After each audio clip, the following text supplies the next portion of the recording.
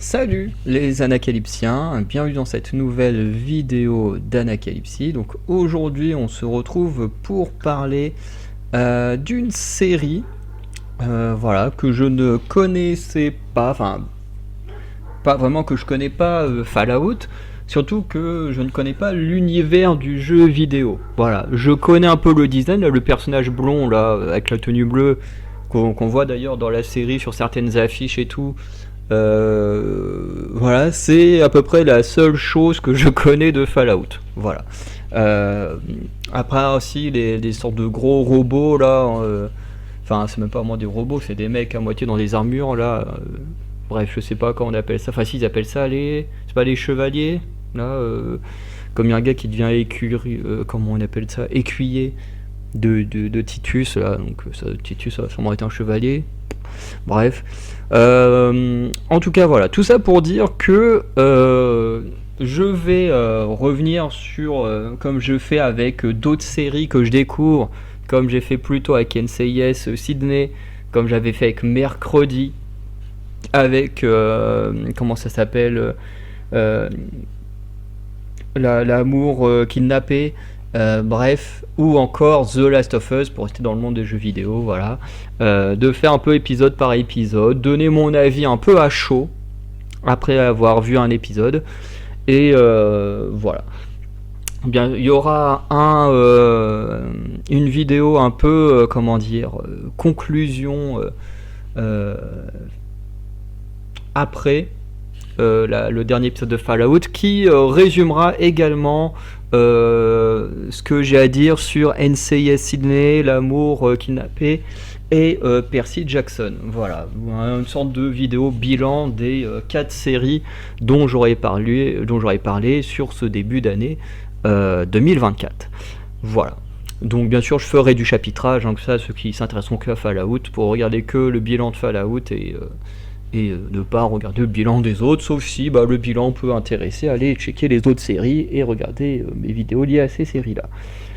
Donc, en tant que totalement inconnu des jeux vidéo, je vais uniquement parler de la série sur ce qu'elle nous montre elle-même. C'est-à-dire que contrairement à The Last of Us, pour rester sur un parallèle avec The Last of Us, hein, je reviendrai peut-être en conclusion, ou à un moment donné, je reviendrai de toute façon sur The Last of Us, vous verrez pourquoi.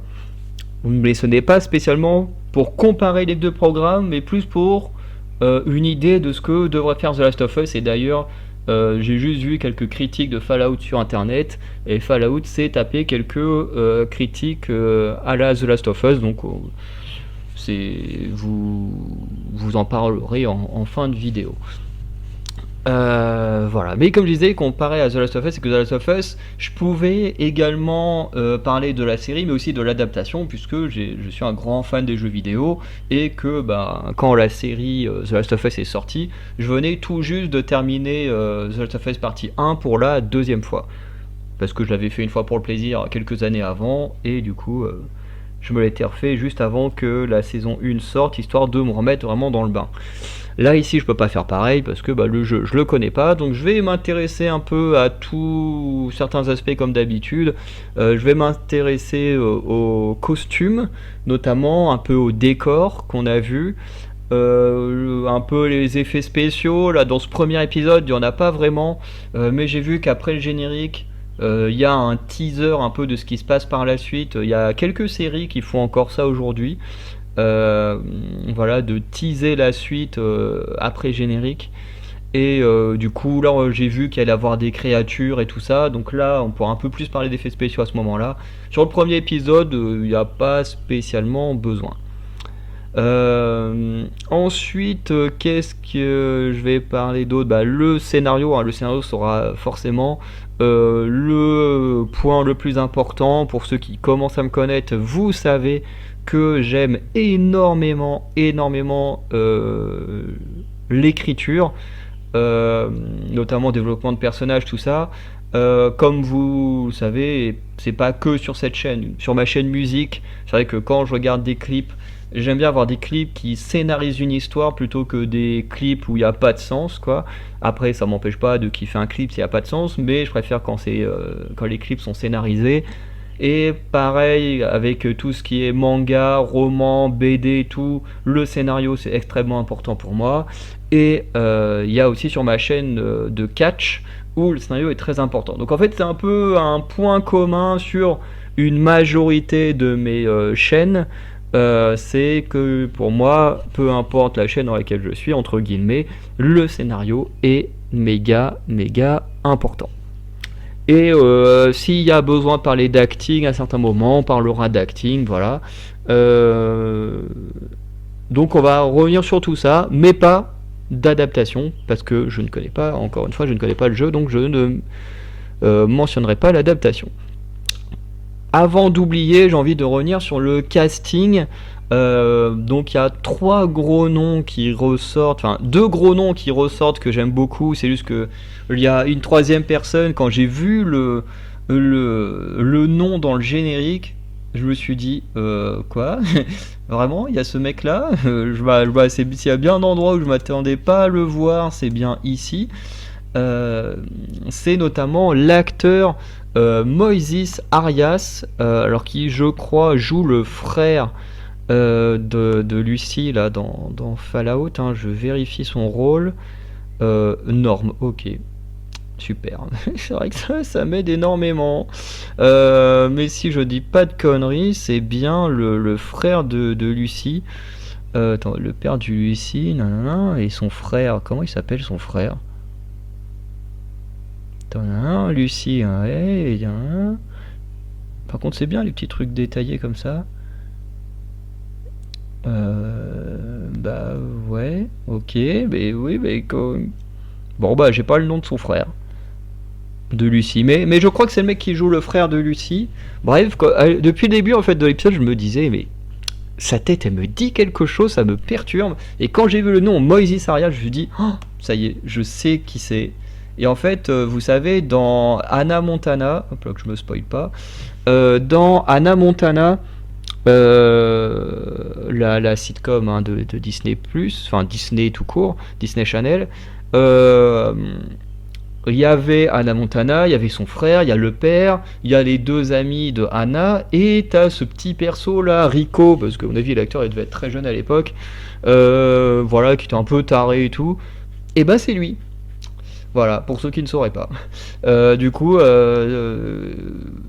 moi qui n'ai vu que quoi, peut-être une ou deux saisons d'Hannah Montana quand j'étais ado, de le revoir là, dans une série qui n'a strictement rien à voir, je trouve ça incroyable. Franchement, je me dis, ok, c'est particulier, c'est très cool de le voir, je m'y attendais pas. Après, acteur que je suis très très content de voir, que j'aime beaucoup, c'est Walton Goggins. Franchement, c'est un acteur que j'aime beaucoup. Bon, j'ai l'impression qu'il aime bien jouer des persos qui n'ont pas de nez. Parce que. Ah, si, c'est bien le frère de Lucy. Ok. Walton Goggins, je vérifiais que je n'écorche pas son nom. Voilà, bon, un petit raté qu'il a fait en allant jouer dans Ant-Man 2. Bon, le film est pas le plus catastrophique.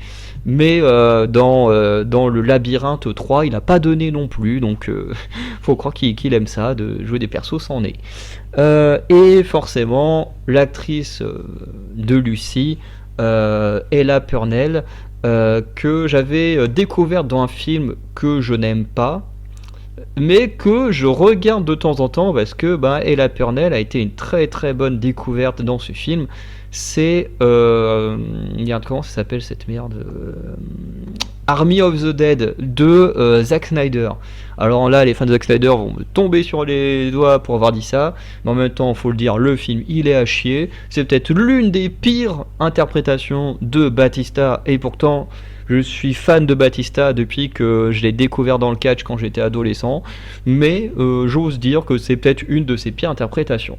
Mais dans ce film à chier, il y a Ella Purnell qui nous fait une très bonne prestation, qui ressort un peu du casting, hein, parce qu'il y a quand même un gros casting, notamment pour moi qui était fan de Daredevil, on a un...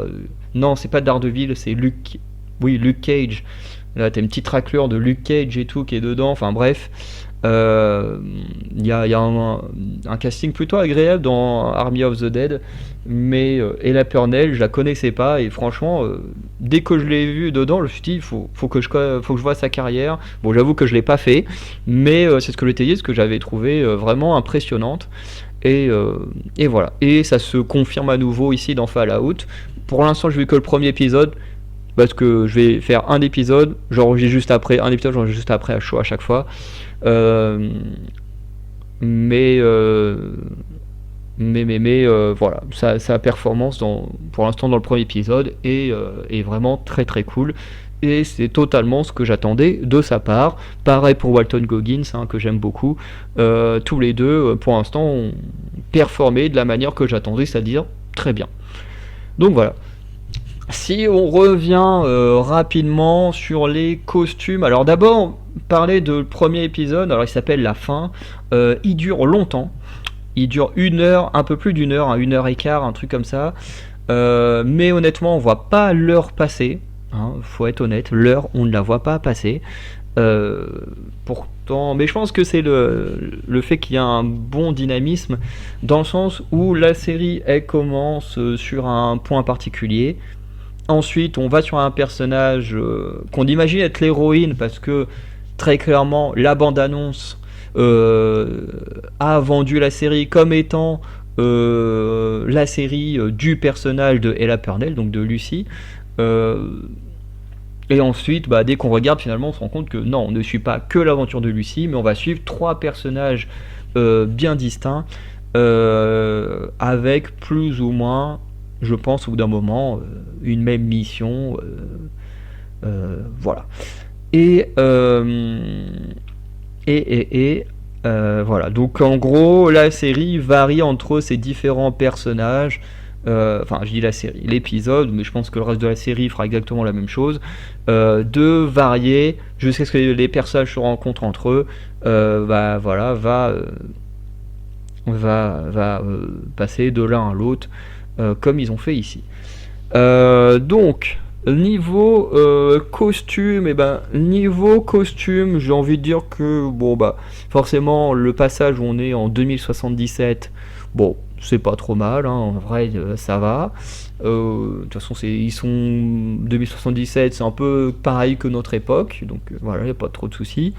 Ensuite, quand on arrive en 2200, voire 300 quelque chose, hein, puisqu'on est un peu plus de 200 ans après, donc soit on est fin 2200, soit début 2300, du coup, les costumes sont plutôt pas mal, hein.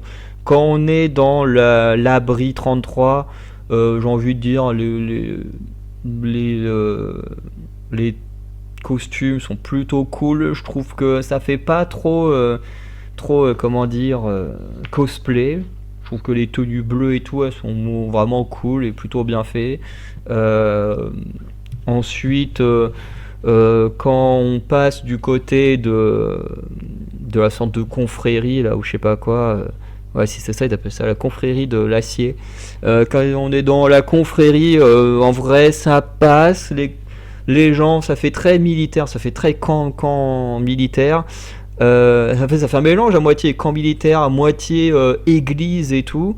C'est un peu particulier. Mais j'ai envie de dire que pour l'instant tout passe. Il n'y a que les sortes de chevaliers là. Où pour l'instant je suis encore assez sceptique sur les armures. Je sais pas trop ce que ça donne. Enfin, j'ai envie de voir un peu plus longtemps ce que ça va donner. Pour l'instant, visuellement, les armures elles sont plutôt belles.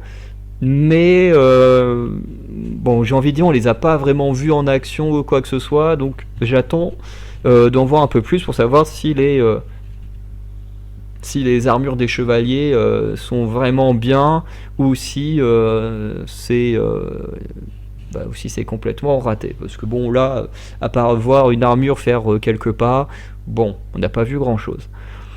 Et après, quand on voit la goule, là c'est que des mecs en style cowboy, donc pareil, ça passe plutôt bien. Donc niveau costume, j'ai envie de dire que c'est en sans faute pour l'instant, tout est plutôt stylé. Côté décor, les décors, c'est plutôt bien, en vrai ça passe. Encore une fois, bon, les décors du début, hein, c'est une petite villa, donc bon, voilà, pas grand chose à faire.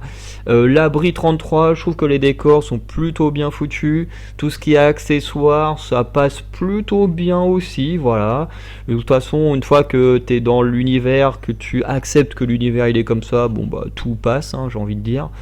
Euh, mais j'ai pas vu de choses qui m'a choqué plus que ça. Euh,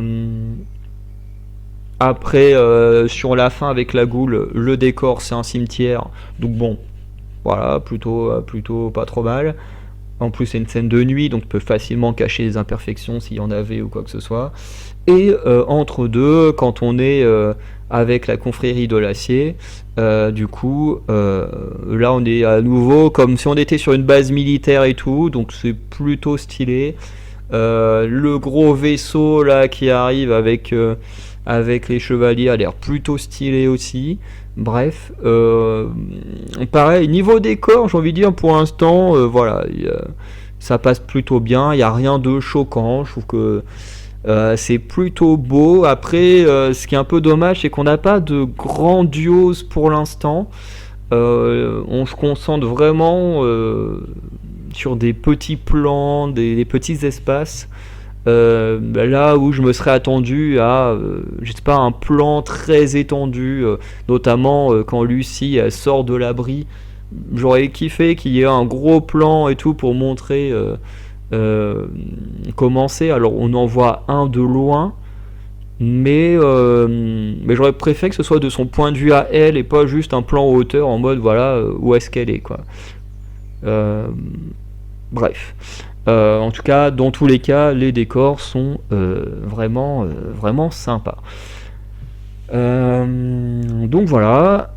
Ensuite, du coup, on peut passer côté scénario. Alors là, sur le côté scénario, je vais spoiler entre guillemets parce que bon, la série, je sais pas quand est-ce que je vais la programmer, mais quand j'aurai programmé, est-ce que je vais programmer la série quand j'aurai vu tous les épisodes. Voilà. Donc le temps de faire le montage, les mettre en ligne et tout. Le premier épisode, quand il va sortir, ça fera quasiment un mois. Ça fera un petit peu moins ou à peu près un mois que la série est sortie. En sachant que sur Amazon, je crois qu'ils ont sorti les 8 épisodes d'un coup.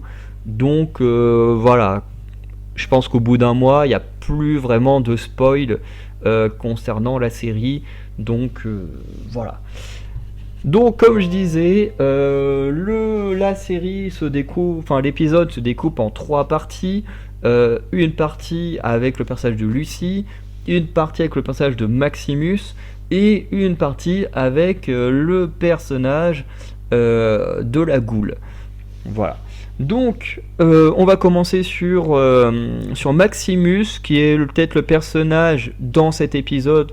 Je dirais pas qui m'a le moins intéressé, mais si on devait faire un classement des trois persos, bah sur les trois, ça reste celui qui m'intéresse le moins, mais qui a quand même une histoire vraiment très très cool et même très satisfaisante à un moment donné. Puisque globalement, Maximus, globalement on découvre que c'est un gamin qui a subi apparemment des atrocités. On connaît pas encore son passé, mais on sait qu'il a été sauvé par un chevalier et que depuis il a été recueilli, il a été élevé par la confrérie de l'acier et qu'il désire, enfin son plus grand désir du coup, c'est de devenir chevalier pour, enfin je sais pas si c'est vraiment de devenir chevalier, mais globalement il dit que son désir c'est de se venger des gens qui l'ont fait du mal. Mais je pense que pour pouvoir y arriver, faut qu'il devienne chevalier pour être envoyé sur le territoire et tout ça. Enfin sur comment dire, sur le terrain plutôt, c'est mieux que territoire. Bref, vous voyez ce que je veux dire. Et du coup, dans l'histoire, du coup, c'est un gars qui se fait pas mal maltraiter par ses collègues, à part avec une fille avec qui il s'entend très bien. Et on voit que c'est lui qui fait les corvées les plus mauvaises. Hein. C'est lui qui récure les chiottes. Il il se fait maltraiter par ses camarades, il se fait frapper par les profs, si on peut dire ça comme ça. Bref, le gars est totalement, comment dire, dominé par la situation, par les gens autour de lui. Bref, la vie est extrêmement dure pour lui. Le truc, c'est que les chevaliers rentrent au bercail. On a des nouvelles recrues qui sont annoncées, et du coup on découvre que son ami devient écuyère, mais pas lui. Et du coup ça fait que il rage complètement. Je pense que des gens l'ont vu rager, et ce qui fait que des gens vont blesser sa camarade en mettant une lame de rasoir dans sa chaussure, ce qui fait qu'au moment de mettre son pied dans la chaussure, clac, elle va se couper toute une partie du pied. Bon, après elle le dit, c'est pas une blessure très très grave, et l'église a décidé de ne pas la rejeter. Quand elle dit ça, tu te dis, attends, c'est quoi cette confrérie, genre en mode t'es blessé, on te vire. Alors je sais pas si elle a fait ça sous le sens d'une blague, ou si il y a vraiment des choses comment dire, sombres, cachées derrière la confrérie. Mais ouais, tu dis ok, quand on te dit ça, tu dis ok, ça sent mauvais. Et du coup, on va suivre un interrogatoire de Maximus, puisque ses camarades l'accusent d'avoir blessé son ami. Lui, il va dire que non, c'est pas le cas, voilà. Et il va se sauver la vie en disant que voilà, moi je suis prêt à me sacrifier, je suis prêt à crever. Si vous voulez me punir pour ce qui est arrivé à ma camarade, et allez-y, butez-moi, au moins ma vie aura pris un sens en restant fidèle à mes valeurs, tu peux dire ça comme ça. Et c'est d'ailleurs là aussi dans cet interrogatoire qu'il dit qu'il veut se venger des gens qui lui ont fait du mal. Et du coup, il devient un écuyer. Donc on voit que pour devenir écuyer, il se fait graver la marque du chevalier Titus, puisqu'il va devoir suivre le chevalier Titus pendant sa quête. Et du coup, pendant sa quête, ils vont devoir traquer un scientifique qui aurait volé quelque chose à l'enclave. Donc je ne sais pas vraiment ce que c'est l'enclave, mais en tout cas il aurait volé quelque chose qui plus ou moins mettrait le destin du monde en péril si ça tombe entre de mauvaises mains. Bref, du coup la mission des chevaliers de leurs écuyers, c'est de parcourir les États-Unis, je pense. Alors je sais pas si c'est les États-Unis en entier ou une partie des États-Unis, mais du moins le territoire sur lequel ils ont autorité, afin de retrouver ce gars. Voilà. Et comme je disais, l'histoire est assez satisfaisante du côté de Maximus, puisque c'est le gars qui prend cher, qui finalement va devenir écuyer, et notamment quand on donne les ordres de mission, ce qui est énorme, c'est que le mec qui donne les ordres de mission, c'est le mec qui le harcèle au quotidien. Donc il y a un petit côté satisfaisant quand le gars lui donne ça, le papier des ordres de mission, et qu'il fait bon allez, repos, je sais plus comment ils appellent ouais c'est ça, les recrues, qui fait allez, repos recrues, quand tu es obligé d'obéir et tout, là c'est énorme, ça fait du bien. Mais du coup voilà un peu la partie de Maximus. Pour l'instant j'ai trouvé ça plutôt sympa. Après il n'a pas eu non plus beaucoup d'espace dans l'épisode. Globalement, comme j'ai dit, on l'a vu 2 fois. On l'a vu au début quand on a découvert le harcèlement, tout ça qu'il subit un peu partout, et le fait qu'ils veulent devenir qu'on sent qu'il veut devenir un chevalier quand il voit l'armure et tout, qu'on voit des images, qu'on voit son passé quand il était enfant et qu'il a été sauvé.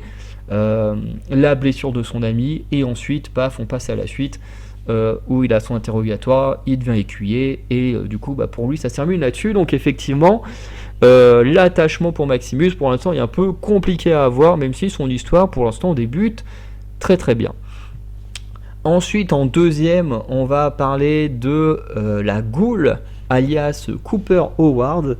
Donc lui, on découvre au tout début qu'il est un acteur, voilà, donc qui jouait un shérif, qui est invité à un anniversaire, euh, et du coup, pendant cet anniversaire, voilà, il doit jouer le rôle qu'il jouait dans sa série, donc un shérif dans le western. D'où le fait que bah, la Ghoul a un style très western.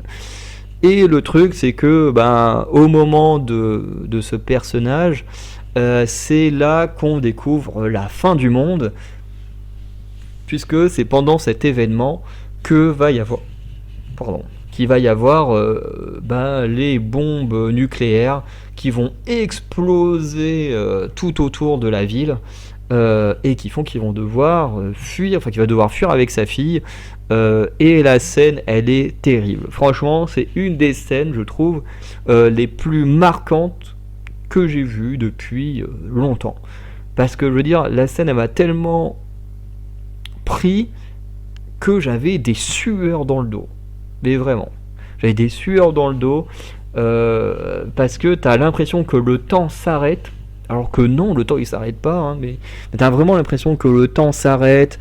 T'as la fille qui est en mode oui, mais pour le pouce, là, parce que globalement il explique que si tu mets ton doigt devant toi avec le pouce, que si la fumée est plus petite que ton pouce, c'est que bah cours, t'as le temps de fuir. Et si la fumée est plus grosse que ton pouce, et ben ça veut dire que bah t'es foutu en fait. Et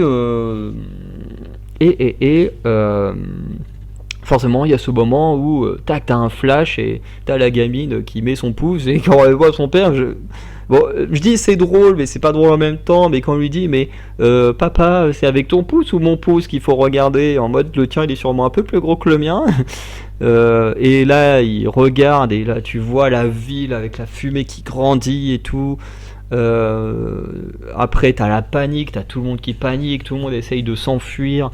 T'as le photographe là qui au début pareil un petit connard qui se fout de la gueule de Cooper et avec un autre gars et puis forcément au moment où il faut survivre bah paf, il repousse l'autre mec, tu dis ok super les potes. Pour rentrer dans son abri, t'as Cooper qui fuit à cheval avec sa fille, et puis tu vois d'autres bombes nucléaires là qui explosent et tout. Enfin bref, l'intro elle est terrible, vraiment terrible.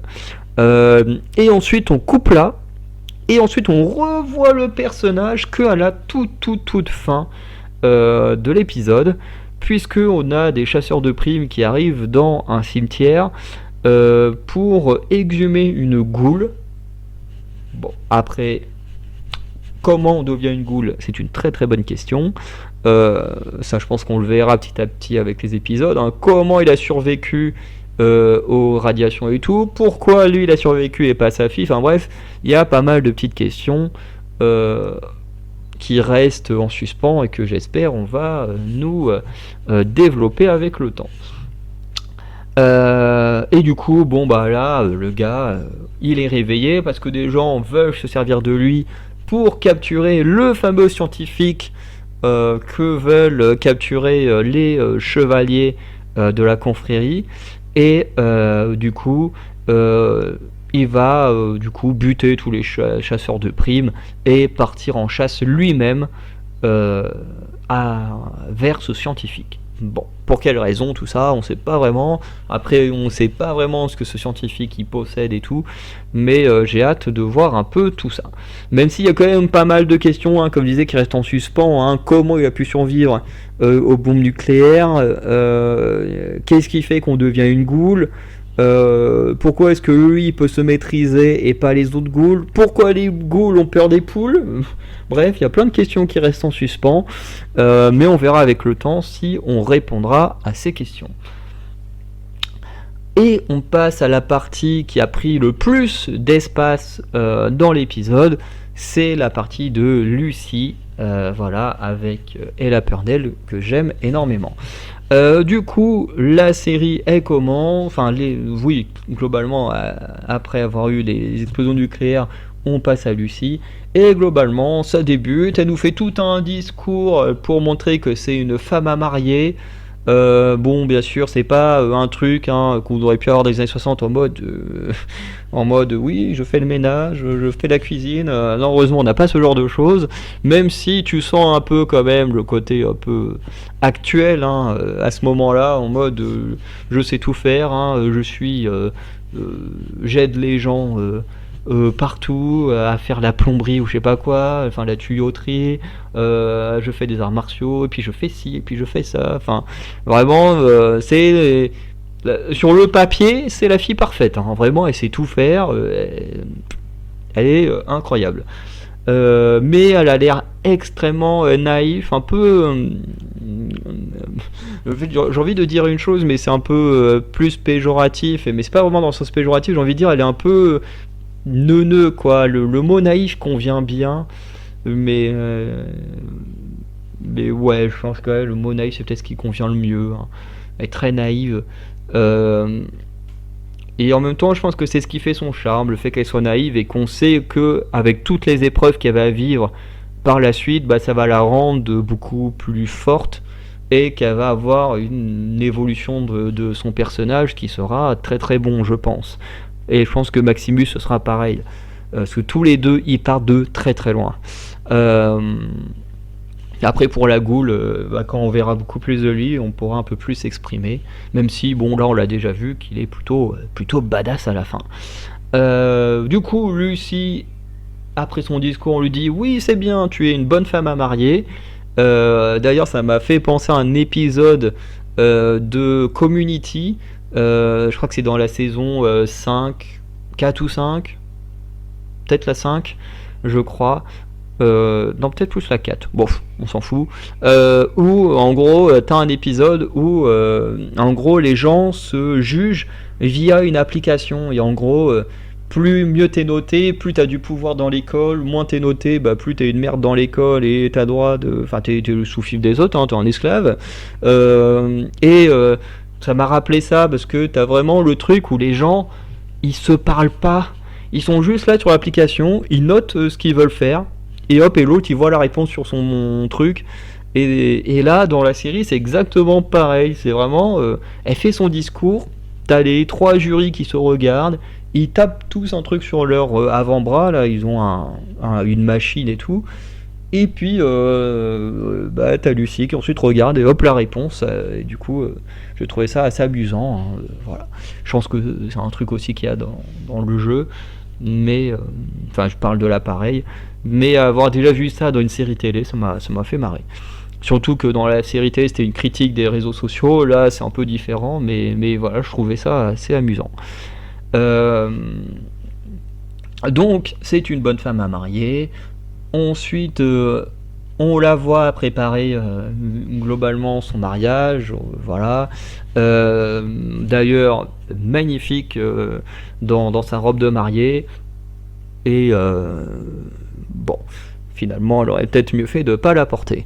Puisque elle tombe sur un homme de l'abri 32. D'ailleurs, il y a un truc que j'ai trouvé très très dommage, et c'est encore pire après en fait, c'est que il y a une réflexion qui se fait en mode oui, t'as son frère qui fait j'espère qu'il sera beau et elle fait ouais globalement on s'en fout, c'est la beauté intérieure qui compte. Alors c'est au milieu d'un trilogue hein, je peux dire ça comme ça, trilogue entre le père, la fille et le fils, hein.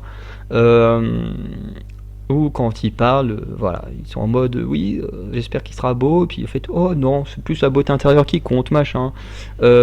Et tu te dis, ok, vous dites ça, est-ce que vous allez vraiment faire le coup de mettre un mec qui n'est pas le physique qu'on met en avant partout dans la société? Bah non, forcément, ils n'ont pas osé aller jusque-là, hein. On te le dit, hein, on te fait la morale, hein. Oui, c'est la beauté intérieure qui compte, hein. Sauf que bah, la meuf, quand elle se marie, le mec, c'est typiquement le genre de mec canon qu'on essaye de te vendre dans toutes les pubs ou je sais pas quoi. Ça, j'ai trouvé ça très dommage. Pourquoi En plus, après, t'apprends que le mec, c'est un pillard et tout. Alors pourquoi les pillards, ils sont super beaux gosses comme ça Ok. Après, c'est pour plus facilement qu'ils tombent dans le piège et tout, forcément. Mais j'ai trouvé ça un peu dommage hein, de mettre ce genre d'idéaux dans la série et en fait de juste le faire à travers des paroles, mais pas à travers le casting ou quoi que ce soit. Après, ils auraient pu être accusés de trucs, mais en même temps, hein, la beauté en soi c'est subjectif, hein, donc voilà. Mais bon, là c'était quand même le mec, c'est clairement le genre de physique qu'on te met dans les pubs et tout pour te dire regardez, ça c'est un beau mec, c'est à ça que doivent ressembler tous les mecs. Bon, ils font également pareil avec les femmes, hein, mais là la réflexion elle se faisait sur un gars, donc c'est pour ça que je parle que du gars. Donc au final, on voit le mariage, c'est plutôt intéressant, et plutôt cool, hein. Ensuite, après le mariage, Lucie elle montre sa chambre à son jeune marié et ce dernier vraiment il se fout direct à poil. Tu dis ok, il va vite, hein, il se fout à poil. De quoi il est en mode bon bah ok, baisons et puis les deux ils se mettent juste à baiser. Tu dis ok, ça va vite. Hein. Euh, bon c'est comme ça. Et au final, au réveil. Euh, alors, il y a un truc qui m'a dérangé sur le coup, euh, c'est qu'en gros, t'as le frère qui, tu sais pas pourquoi, vraiment. T'as les gens, ils font la fête, tout le monde est heureux, machin, tu dis ok, et du coup, t'as le frère qui décide de se rendre à l'abri 32. Tu dis ok, mais pourquoi? Oui, on peut se poser la question pourquoi il va dans l'abri 32. Les gens, ils ont dit on a des champignons qui détruisent nos récoltes, l'ancien chef il est décédé à cause de ces champignons et tout, donc voilà, il peut pas se présenter. Je veux dire, dans tout ce que les mecs ils ont dit, les pilleurs, tout est crédible. Je veux dire, à aucun moment, et même après dans le mariage ou quoi que ce soit, t'as absolument rien qui tend à montrer que ce sont pas des vraies personnes qui vivent dans les abris. Ce qui fait que le fait que le frère il aille dans l'abri 32 enquêter, tu te dis c'est chelou. Parce que t'as aucune raison d'aller enquêter. Tu comprends pas. Le mec il y va, mais il n'y a aucune raison qu'il y aille. Du coup, il découvre effectivement que toutes les récoltes sont brûlées et il découvre que finalement le chef du truc n'est pas mort par empoisonnement à cause de la bouffe, mais qu'il est mort parce qu'il a été assassiné. Et forcément, il revient, il est paniqué, et il a paniqué non plus. Désolé pour la blague, fallait que je la fasse. Et ensuite, t'as Lucie qui se réveille, qui, tu sais pas pourquoi, elle se réveille, elle entend un ou deux cris, et puis tout de suite elle a des soupçons. Et là elle se rend compte que le mec il a des radiations sur lui, donc il vient de la surface, machin. Et du coup elle se rend compte que bah voilà, c'est pas des mecs de l'abri, mais des pilleurs. Et j'ai trouvé ça pareil un peu que ça allait. Bah, j'ai envie de dire, c'est bizarre de dire pour un épisode qui dure plus d'une heure que ça va vite, mais tu vois, elle a pas de raison non plus en fait de le soupçonner. C'est vraiment parce que au moment où elle commence à le soupçonner, elle entend rien, elle voit rien. C'est juste, tu sais pas pourquoi. Quand elle se lève, que le mec il est en train de se servir de l'eau ou je sais pas quoi, elle est là, tu sais pas pourquoi elle le soupçonne de quelque chose. Et pareil, tu comprends pas pourquoi elle soupçonne quelque chose. Franchement, les deux ils ont couché ensemble, ils ont l'air très contents de ce qui s'est passé.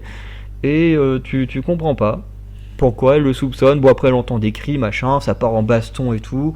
Les bastons, la baston elle est plutôt cool. En plus c'est très visuel, hein, quand elle lui arrache une partie du visage là, avec la carafe et qu'on le revoit un peu plus tard, tu vois la peau là qui pend, toute, ah c'est dégueulasse. Mais au moins on voit les choses, hein, c'est pas censuré. Et voilà, et puis après tu vois des gens se faire massacrer à droite à gauche, de plein de manières différentes. Il y a un petit côté humoristique qu'ils essayent de placer, alors moi j'avoue que ça me fait pas marrer, peut-être que des mecs, par exemple, là, le pilleur qui tue des gens en bouffant le gâteau, peut-être que les gens ça les fera marrer. Moi, honnêtement, j'ai senti que c'était censé être drôle, mais c'était pas drôle. Enfin, perso, ça m'a pas fait rire. Et je trouve qu'en général, l'humour dans la série ne m'a pas fait rire. Sur les moments, ils ont voulu faire une petite blague. Il y a juste un moment où, franchement, j'ai eu un petit. Parce que, je vais revenir à ce moment-là après, hein, parce que c'est dans la continuité. Mais voilà, bon, les gens ils s'entretuent, machin. Les pilleurs décident de kidnapper le père. Alors pourquoi ils kidnappent le père de Lucie, on ne sait pas, mais il doit avoir des infos très importantes concernant ce que ces gens-là recherchent. Voilà, et ensuite, voilà. Après un petit massacre, les pilleurs ils partent avec le père. Et elle survit avec son frère, son cousin qui veut coucher avec elle. Bon, ok. En plus, j'adore l'intro. Elle est en mode oui. Bon, j'en ai un peu marre là de comment dire, de flirter avec des cousins. J'aimerais bien rencontrer quelqu'un d'autre et tout. Mais c'est vrai qu'en même temps, quand t'es enfermé dans un abri où les seuls gens qu'il y a apparemment c'est ta famille, ou les seuls mecs potables, bon, effectivement, c'est compliqué. Mais bon, j'ai trouvé ça amusant. Et du coup, je crois que dans les survivants un peu importants, il y a que, je crois, les 3 du conseil qui sont encore en vie. Il y a sa pote enceinte qui se fait crever un œil mais qui survit. Son frère est encore en vie. Bon, le père est encore en vie mais kidnappé. Ensuite, il y a le cousin qui veut coucher avec elle. Et je crois que c'est tout dans les persos qu'on a un peu développé, hein, très léger comme développement, mais voilà. Et voilà. Donc, oui, et la chef des pillards connaît également la mère de Lucie. Parce qu'elle lui dit, tu ressembles à ta mère, un truc comme ça, et puis après elle se casse avec le père. Bon, voilà. Et j'ai hâte de savoir qu'est-ce que recherchent les pilleurs. Je sais que tout à un moment donné va converger vers un point commun, ce serait plutôt logique. J'ai hâte de voir tout ça. Ensuite, forcément, Lucie, elle décide de vouloir sauver son père, sauf que tout le monde dit non, non, personne ne va dehors. Le principal, c'est de reconstruire la petite colonie et de retravailler les ressources et tout. Et du coup, Lucie se dit non, il faut faire foutre, je vais quand même aller sauver mon père. Du coup, avec son frère et son cousin, ils arrivent à partir. Et là, il y a juste ce moment, alors qui m'a fait un peu sourire avec un petit. C'est parce que il y a 2 personnes qui viennent pour essayer de l'arrêter et vraiment t'as juste un mec qui doit juste dire non Lucie, n'y va pas, reviens, et finalement forcément elle écoute pas et puis fait je crois qu'il dit un truc genre on aura tenté ou ça a pas marché, un truc comme ça.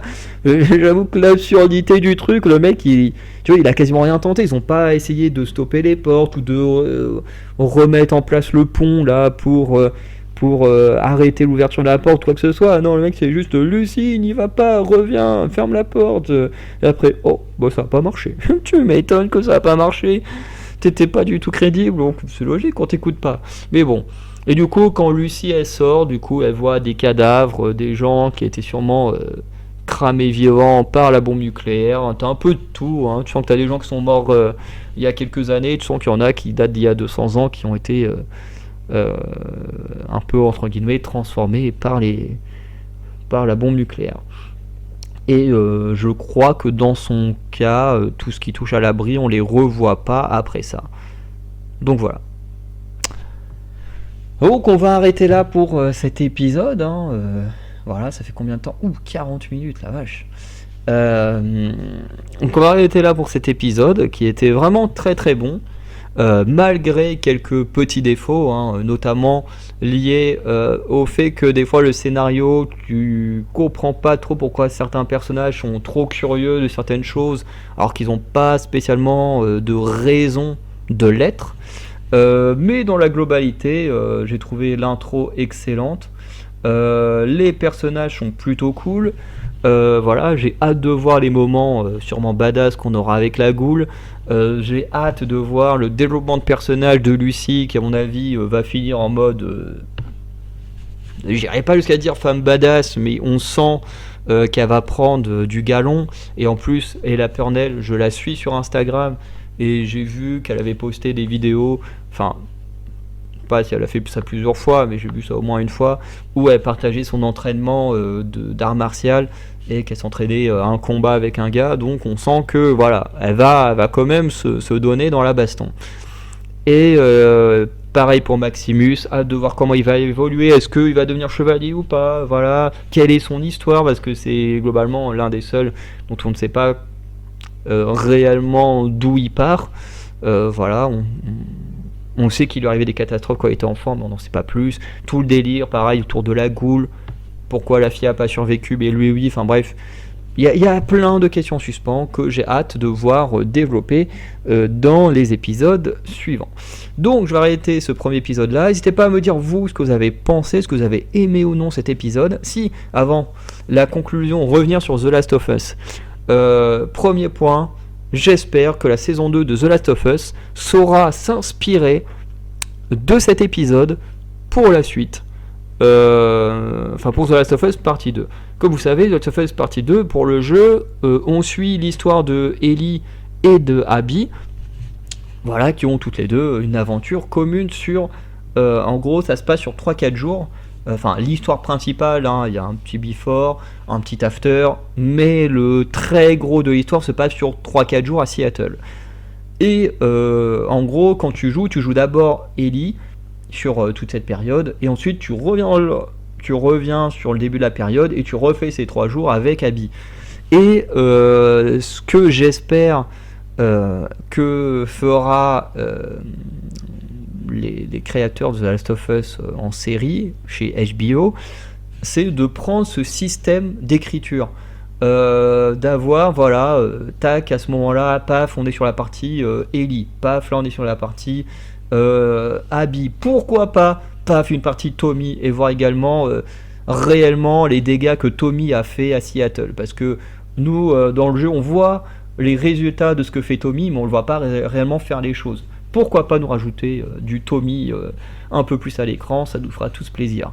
Mais voilà, ce que je veux dire, c'est que la structure actuelle de Fallout est le genre de montage qui sied très bien à du The Last of Us partie 2.